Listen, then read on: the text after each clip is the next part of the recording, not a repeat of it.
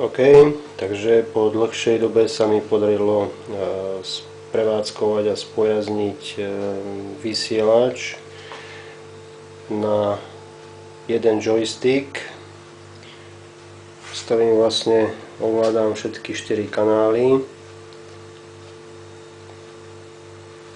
Prepojenie medzi vysielačkou a joystickom je pomocou sériového kábela, to znamená, že 9 žilový kábel. No a kúkneme sa teraz, jak nám to funguje.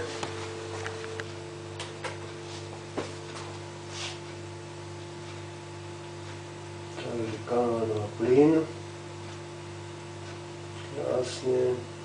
Otočka kanál 1 s polovičnou výchylkou.